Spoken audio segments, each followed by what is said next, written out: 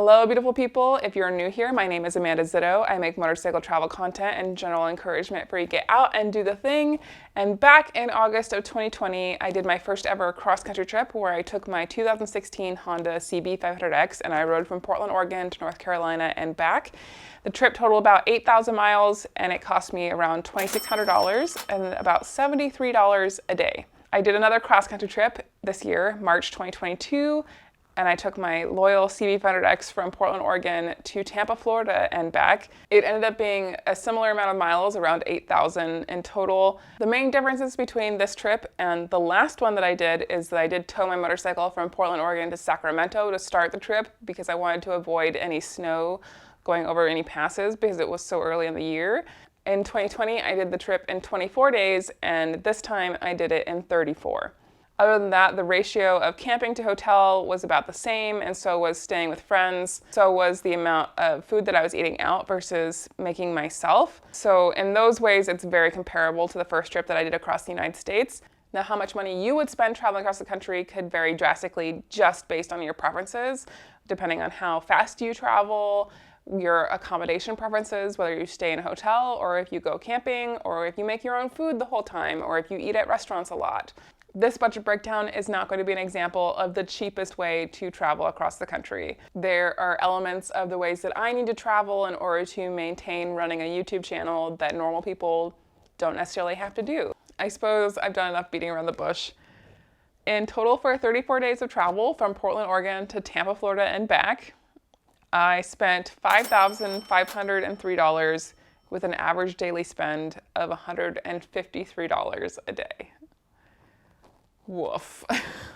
I used an app called Travel Spend to track all of my expenses. I used the premium version. There's also a free version that you can use. This is the app that I use to track my expenses. Hello, chaotic editing Amanda here to pop in to say that I emailed Travel Spend to ask them if they would be cool with offering a discount code to all of you, and they said yes. So they'll be giving you 50% off a yearly premium subscription when you use my coupon code. So there are two steps to using the coupon code. One, download the Travel Spend app first, and then hit the link down in my description or use my coupon code as the Magpie flies, and that will get you your discount. Awesome. Full disclosure, I am not making any money from Travel Spend. This is not an affiliate link. It is purely a coupon code for you. Yay! Okay.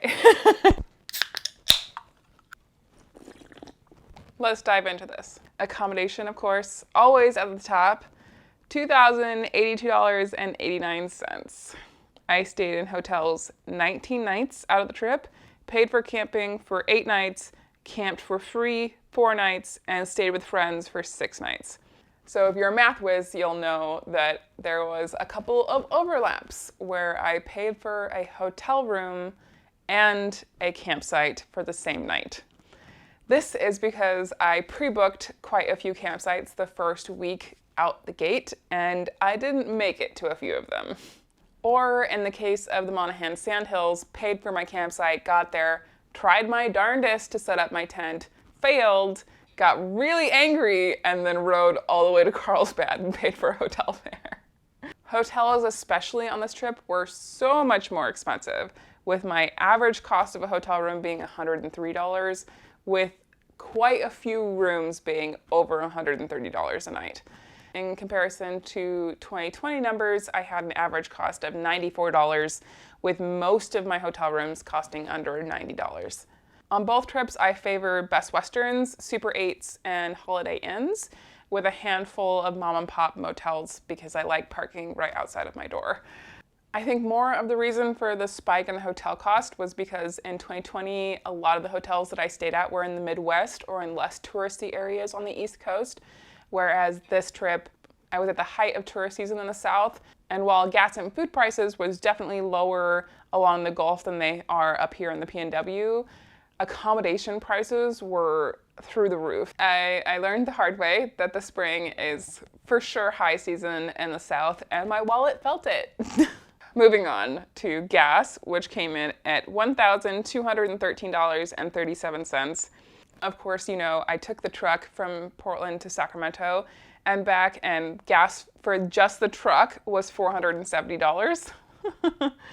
So gas for just the motorcycle from Sacramento to Tampa, Florida and back was $750, which is not terrible. It was about $25 a day, whereas my 2020 numbers was closer to $20 a day for gas for the bike. Moving on to my shopping category, which was replacing my lost hat in Tombstone, national park patches, additional SD cards, which most people don't have to worry about. I also had to buy an extra external hard drive when I filled up the 1 terabyte that I took with me.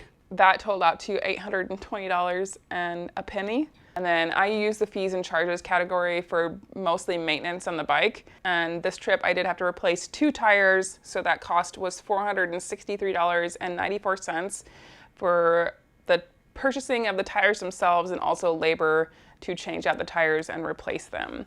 Thankfully, I did not have to buy a new sprocket and chain on this trip. I replaced that before I left, so that got me to Florida and back. I did the oil change before I left and another one when I got home, so that's not included in this cost because I didn't have to do those things on the road. And as for the tires that I did end up getting, I was just mainly interested in getting whatever would fit my bike, and that was in stock. So I'm a little bit mismatched, but I was just grateful to find places on the road that had tires that fit my bike. So the rear was replaced with a Shinko 705, and then I replaced the front tire on my way back. That one was the Pirelli MT60 RS. Like I said, definitely a mismatch of tires, but when you need a tire, you take what you get, especially right now when everything is so hard to get. Moving on to restaurants, which was a total of $366.81 because I got to try catfish and alligator and crawfish. Oh, and beignets.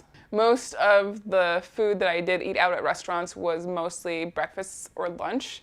And then I made most of my dinners myself, which takes me to Groceries, which was $257.12. I try to make most of my dinners myself on the road because dinner is the most expensive meal of the day if you're eating at a restaurant. And especially if I stayed in a hotel that night because I didn't want to spend more money on top of that to go eat out. Moving on to sightseeing, that wasn't covered by my National Parks Pass, which was $115.70, and that was mostly state parks like in Louisiana and Texas. The tiny general category is when I got a pedicure in Temple, Texas to take care of my bad toe. Drinks was $65.11, which are the 3 drinks that I had in Tombstone, Arizona, and a bottle of Maker's Mark that I split between me and Adam Sandoval at the Forgotten Angels campout. I have $33.07 just on chai lattes.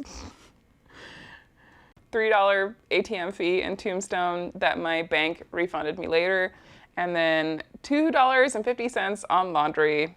Thankfully, I was able to do laundry at Shade Tree Surgeon's house and then again at Eric and Lisa's house in Palm Springs, so I didn't have to go to quite as many laundromats on this trip.